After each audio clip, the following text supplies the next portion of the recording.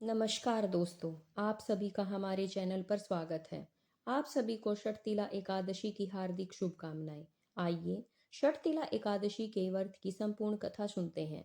एक समय दालभ्य ऋषि ने पुलस्त्य ऋषि से पूछा, हे महाराज, पृथ्वी लोक पर मनुष्य ब्रह्म हत्या आदि महान पाप करते रहते हैं, पराय धन की चोरी तथा दूसरे की उन्नति देखकर जलते रहते हैं, साथ ही अनेक प्रकार के वैषणों में लगे रहते हैं, फिर भी उनको नरक की प्राप्ति नहीं होती। इसका क्या कारण है? वे न जाने कौन सा दान पुण्य करते हैं जिससे उनके पाप नष्ट हो जाते हैं। यह सब कृपा पूर्वक आप मुझसे कहिए। पुरुषत्य ऋषि कहने लगे कि हे महाभाग, तुमने मुझसे अत्यंत गंभीर प्रश्न पूछ लिया है। इससे संसार के जीवों का अत्यंत भला होगा। इस भेद को ब्रह्मा, विष्णु, रुद्र तथा इंद्र आदि देवता भी नहीं जानते, परंतु मैं तुम्हें यह गुप्त तत्व अवश्य बताऊंगा। उन्होंने कहा कि माघ मास लगते ही मनुष्य को स्नान आदि करके शुद्ध रहना चाहिए। इंद्रियों को वश में कर काम, क्रोध, लोभ, मोह, अहंकार, ईर्ष्या या द्वेष आदि का त्याग कर भगवान का स्मरण करते रहना चाहिए। यदि पुष्य नक्षत्र में गोबर, कपास, तिल मिलाकर उनके कंडे बना लिए जाए और उन कंडों से 108 बार पूरे मास हवन करते रहना चाहिए। उस दिन मूल नक्षत्र हो या एकादशी तिथि हो तो अच्छे पुण्य देने वाले कार्य करने चाहिए। स्नान आदि से निवृत्त होकर सब देवताओं के देव श्री हरि भगवान विष्णु का पूजन करना चाहिए और एकादशी व्रत करें। रात्रि को जागरण करें। उसके दूसरे दिन धूप, दीप, नैवेद्य आदि से भगवान का पूजन करके खिचड़ी का भोग लगाएं। तत्पश्चात पेठा, नारियल, सीताफल या सुपारी का अर्घ्य देकर श्री हरि की स्तुति करनी चाहिए। हे भगवान, आप दीनों को शरण देने वाले हैं, इस संसार सागर में फंसे हुओं को उद्धार करने वाले हैं। हे विशोभावन, हे पुंडरीकाक्ष, हे लक्ष्मीपते, हे सुब्रमण्यम, हे पूर्वजे, हे जगतपते, आप इस अर्घ्य को लक्ष्मी जी सहित स्वीकार करें।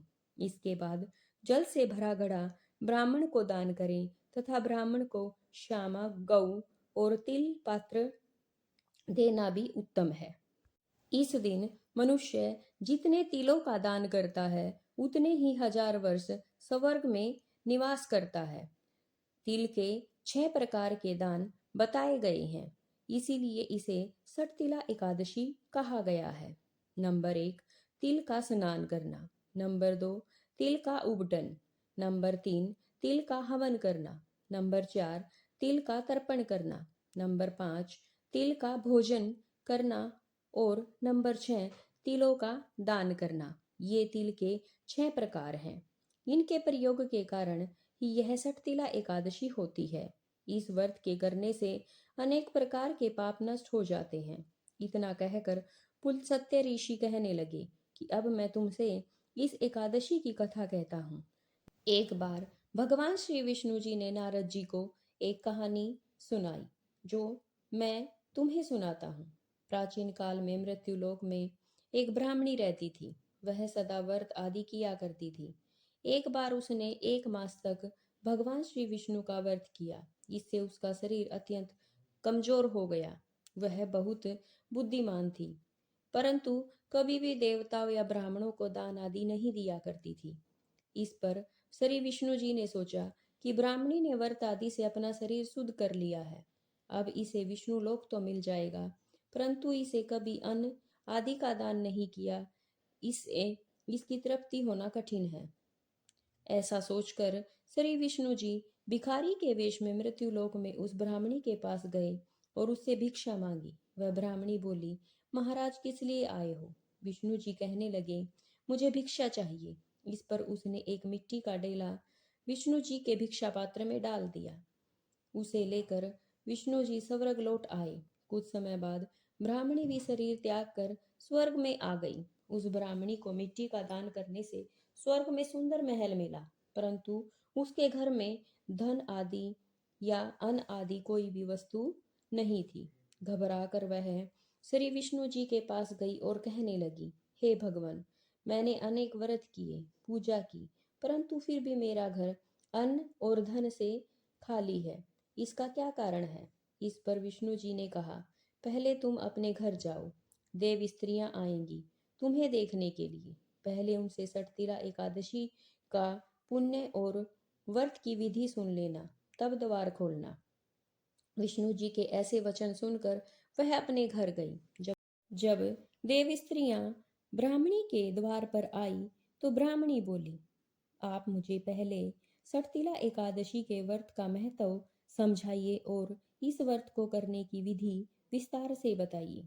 उनमें से एक देव स्त्री कहने लगी, तुम ध्यानपूर्वक सुनो, मैं तुम्हें सटतिला एकादशी के व्रत का महत्व बतलाती हूँ। ब्राह्मणी ने ध्यानपूर्वक सटतिला एकादशी के महत्व को सुना और द्वार खोल दिया। देवांगनाओं ने देखा कि वह न तो कोई गांधर्वी है, न ही अप्सरा है, वरन वह तो एक साधारण मानुषी है।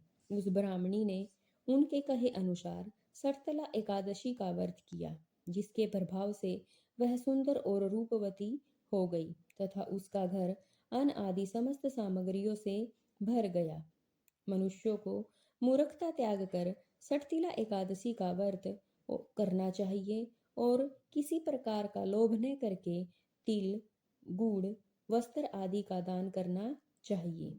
इस व्रत के करने से मनुष्य का दुर्भाग्य, दरिद्रता और कष्टों का नाश होता है तथा उन्हें मोक्ष की प्राप्ति होती है। श्री हरि विष्णु की जय। भगवान श्री हरि विष्णु जी और माता लक्ष्मी जी की कृपा आप सब पर बनी रहे। अगर आप चैनल पर पहली बार आए हैं तो ऐसी ही कहानी सुनने के लिए चैनल को सब्सक्राइब करें व कमेंट में ओम नमो भगवते वासुदेवाय जरूर लिखें। जय श्री राधा कृष्ण।